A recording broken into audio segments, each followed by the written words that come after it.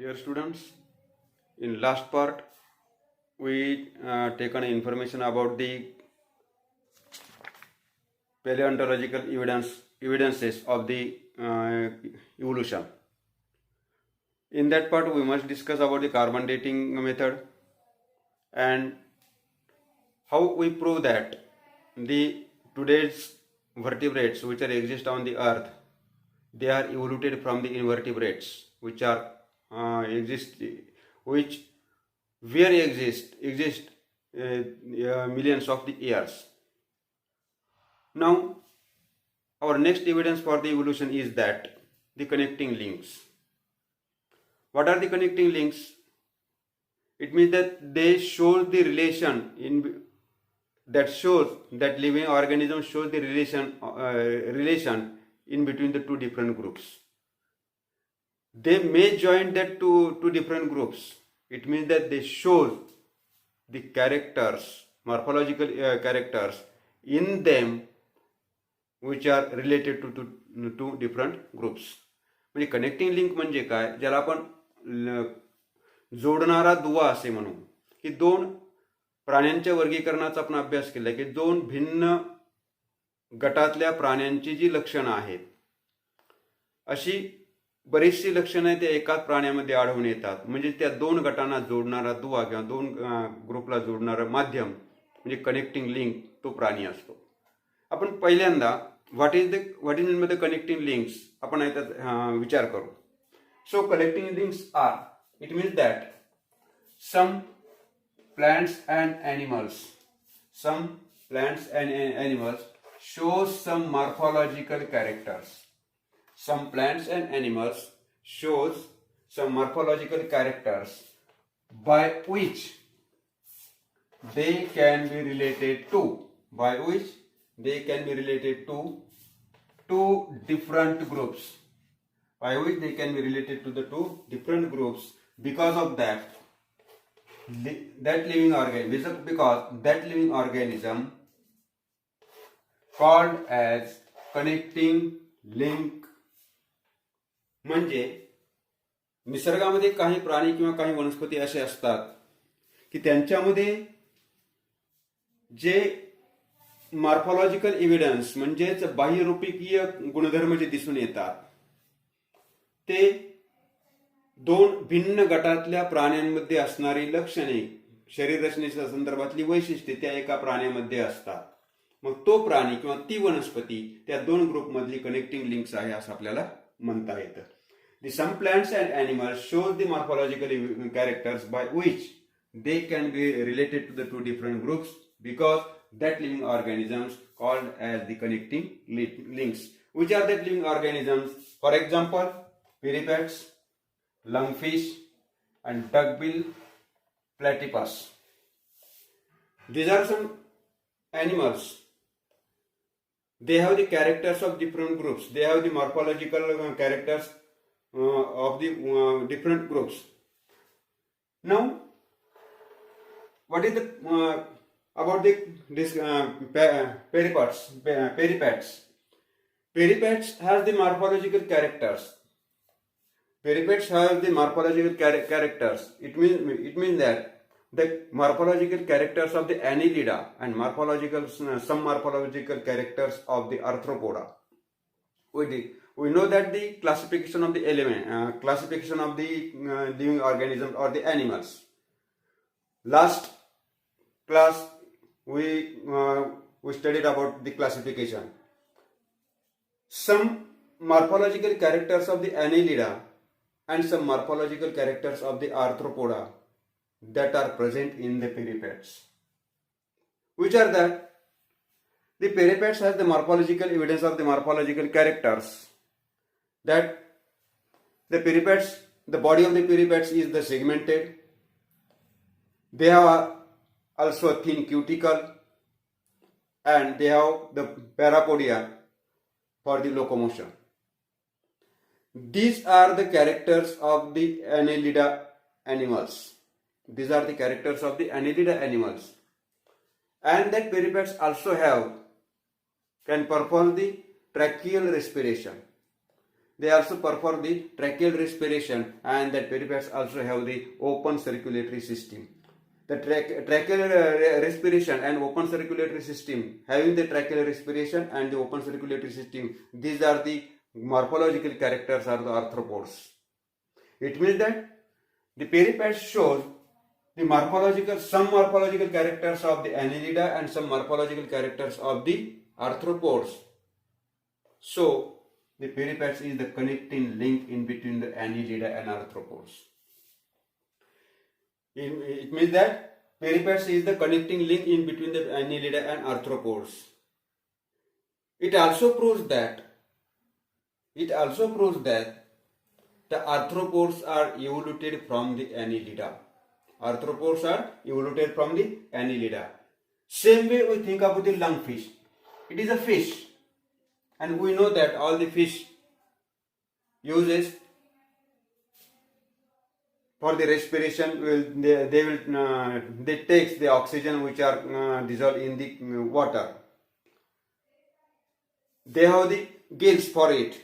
All the fishes have the gills for it, to take the oxygen which are dissolved in the water. But the lungfish does not have the gills to take the oxygen which are dissolved in the water. Lungfish has the lungs. Lungfish has the lungs, and the respiration process of the lungfish performed with the help of lungs. They are the fishes, but they have the lungs for the respiration. They have the fishes, they have the lungs for the respiration. They live in the water. All the characters are the fishes. All the morphological characters are the fishes, but that lungfish use the lung, or they have the lung for the respiration, as like the amphibians. Amphibians also perform the respiration with the help of lungs on the ground, and when they are in the water, that amphibians in the water, they use their skin for the respiration. It means that lungfish is a connecting link in between the fishes and amphibians. It means that the lungfish is a connecting link in between the fishes and amphibians, and it proves that amphibians are evoluted from the fishes. Same way, we discuss about the morphological characters of the duckbill platypus. Duckbill platypus, they have some morphological characters as like reptiles, and that duckbill platypus also have the morphological characters as like a human or the mammals, not a humans but a mammals. Which are that? Duckbill platypus lays eggs as like a reptiles. Duckbill platypus lays eggs as like a reptiles, but duckbill platypus also have the hairs as like a mammals. Duckbill platypus also have the hairs as like a mammals, and they are also have the mammary glands as like a mammals. Presence of mammary glands and hairs is a character of mammals, and laying eggs as like reptiles is the characters of reptiles. It means that a duckbill platypus shows some morphological characters as like reptiles, which is that morphological character which that duckbill platypus lays the eggs as like reptiles, and duckbill platypus has some morphological characters of the mammals, which is that the duckbill platypus have the mammary glands, and duckbill platypus also have the hairs. It means that the duckbill platypus is the connecting link in between the reptiles and mammals. Duckbill platypus is the connecting link in between the reptiles and mammals. It shows that the mammals are evoluted from the reptiles. These are the connecting links which can show the evidence of the evolution, from which type of animals the new animal is get evoluted. Now, our next evidence is the embryological evidence.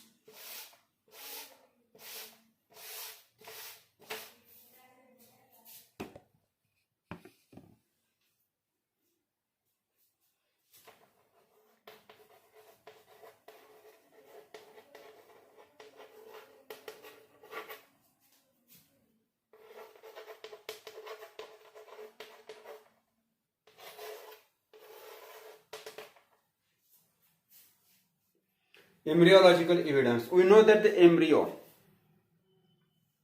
if we observe or studied about the embryos of the different animals which can live in the different type of ecosystem,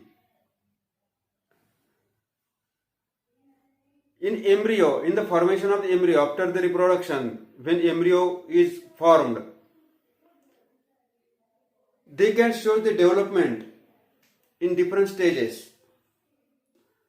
But some living organisms which live in the different ecosystem, but the earlier stage of their embryo shows the lot of similarities. But the earlier stage of that animal shows the lot of similarities about the embryo. In lateral stage, similarities decreases. In lateral stage of in the development of the embryo, the similarities of that embryo get decreases. But in earlier stage, this shows the lot of similarities. Now, see here. Here is the picture of the different embryos of the different animals. It is the early stage of the embryo of the fish. It is the early stage of the embryo of the salamander.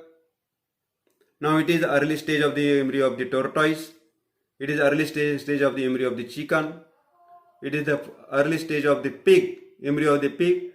It is the embryo of the cow. It is the embryo of the rabbit, and it is the embryo of the human being. They have the lot of similarities in the early stage. That animals does not live or perform the same function. They are that animals have the different type of their morphological structures. But the early stage of the embryo, they have shows the similarities. It means that the similarities shown in the embryo in early stage, it means that it proves that all the living organisms developed or all the living organisms evolved from the same origin. म्हणजे या भ्रूणाच्या म्हणजे एम्ब्रियोची जी early stage आहे त्या early stage मध्ये आपल्याला खूप मोठ्या प्रमाणामध्ये साम्यता दिसून येते. एम्ब्रियो आल्यानंतर एम्ब्रियो रिप्रोडक्शन प्रोसेस मध्ये पहिल्यांदा एम्ब्रियो म्हणजे अस्तित्वात येतो आणि त्या एम्ब्रियोचा विकास होऊन नवीन जीवाचा जन्म होतो.